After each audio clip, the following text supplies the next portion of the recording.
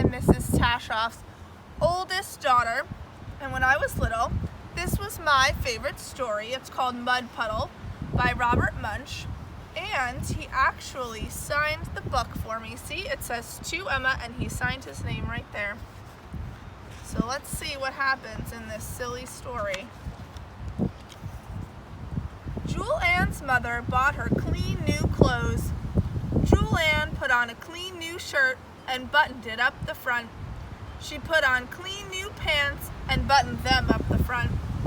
Then she walked outside and sat down under the apple tree.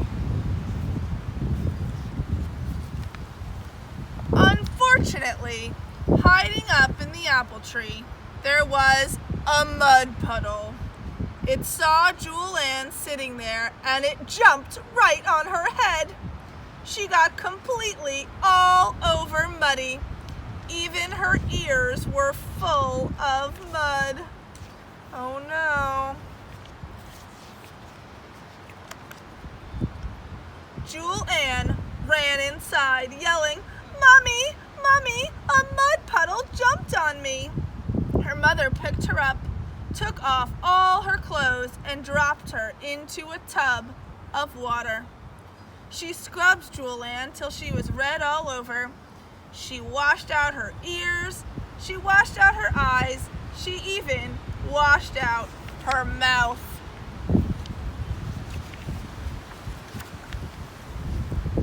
Julianne put on a clean new shirt and buttoned it up the front. She put on clean new pants and buttoned them up the front.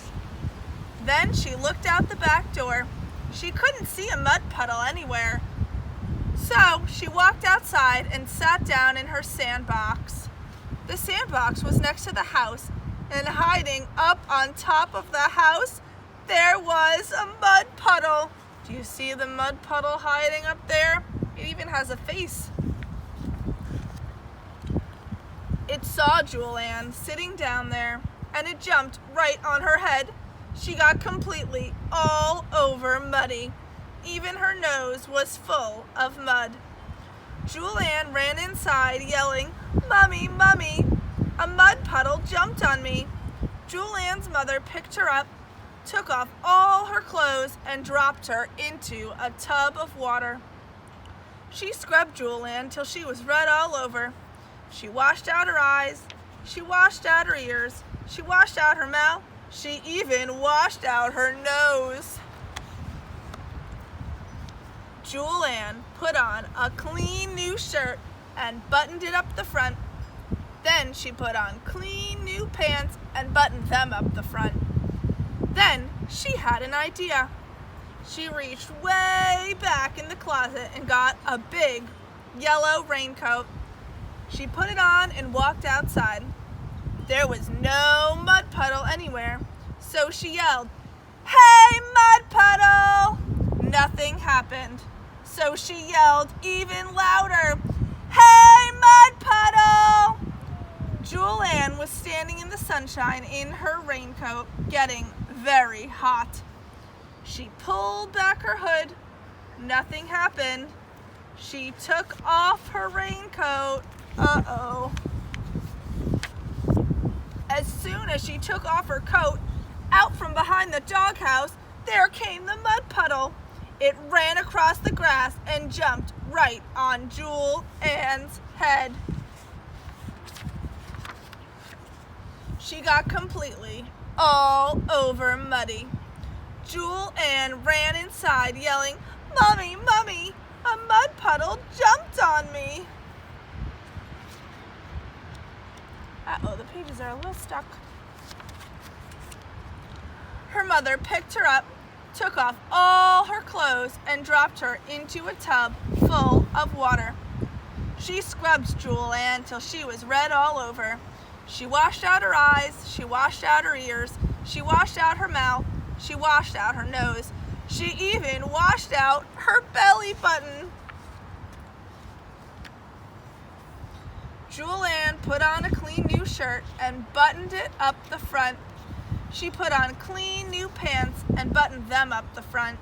Then she sat beside the back door, because she was afraid to go outside. I don't see the mud puddle anywhere. Uh-oh. Then she had an idea. She reached up to the sink and took a bar of smelly yellow soap. She gave it a smell.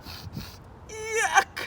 She took out another bar of smelly yellow soap and gave it a smell. Yuck! She put the smelly yellow soap in her pockets. Then she ran out into the middle of the backyard and yelled, "Hey, mud puddle!" The mud puddle jumped over the fence and ran right toward her. Julianne threw a bar of soap right into the mud puddle's middle. The mud puddle stopped. Julianne threw the other bar of soap right into the mud puddle. The mud puddle said, "Ugh, yuck, ugh." It ran across the grass, jumped over the fence, and never came back. And there they are, playing with the bubbles from the soap. No mud puddle in sight. The end. Thanks for listening to the story, guys. I hope you liked it as much as I do. Hello, I'm Jacob, Mrs. Tashoff's oldest son, and today I'm going to read my favorite children's book, This Is Not My Hat, by John Klassen.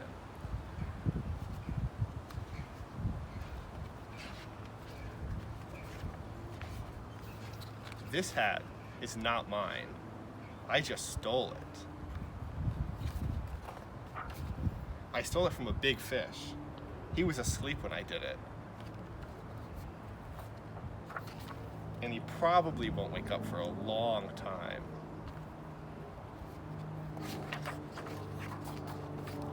And even if he does wake up, he probably won't notice that it's gone.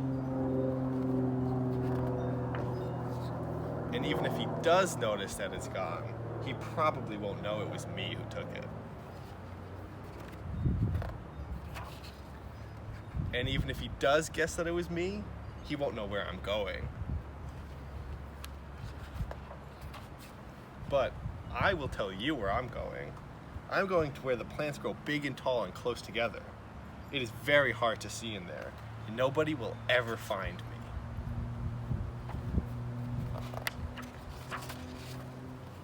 There is someone who saw me already, but he said he wouldn't tell anyone which way I went. So I am not worried about that. I know it's wrong to steal a hat. I know it does not belong to me, but I am going to keep it. It was too small for him anyway. It fits me just right. And look, I made it, where the plants are big and tall and close together.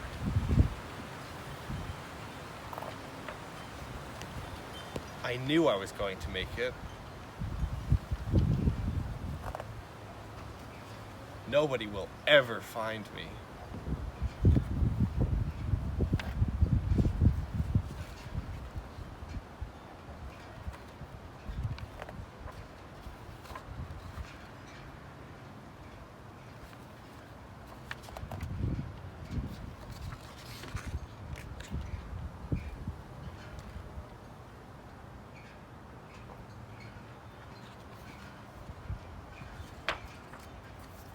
The end. Hi everyone, I'm Zach. I am Mrs. Tashoff's son, and I brought one of my favorite childhood books to read to you today. It's called In a Dark, Dark Wood, an old tale with a new twist by David A. Carter. This was one of my favorite books as a kid, and I had the whole thing memorized. But I don't anymore, so I still need the book. Okay. In a dark, dark wood, there was a dark, dark house. And in that dark, dark house, there was a dark, dark room.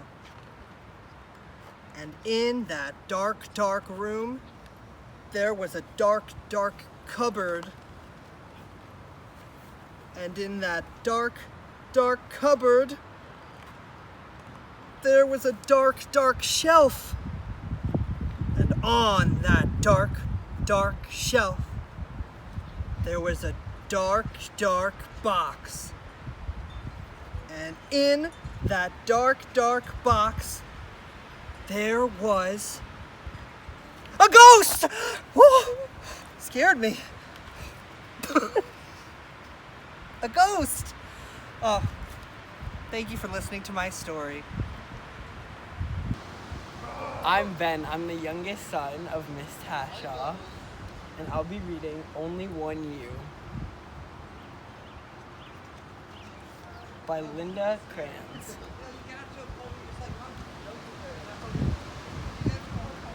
It's time, Papa said. I think it is, Mama agreed. Time for what? Adria asked. Papa's voice softened. To share some wisdom. Always be on the lookout for a new friend.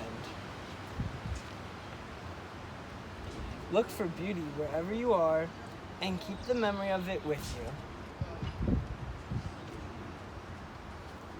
Blend in when you need to. Stand out when you have the chance. Find your own way. You don't have to follow the crowd. Know when to speak. Know when to listen. No matter how you look at it, there is so much to discover. If you make a wrong turn, circle back. If something gets in your way, move around it. Set aside some quiet time to relax and reflect every day. Appreciate art. It's all around you. Make wishes on the stars in the nighttime sky. Thank you for listening, Mama said. We hope you will remember. Papa winked and whispered, we know this is a lot for you to think about. Adri did a backward somersault and smiled. He was excited to go out into the world with what he had just learned. Wait for me, he shouted to his friends. Before he swam away, he turned back to his parents and said, I will remember. Mama kissed Adri on the top of his head. There's only one you in this great big world, she said. Make it a better place.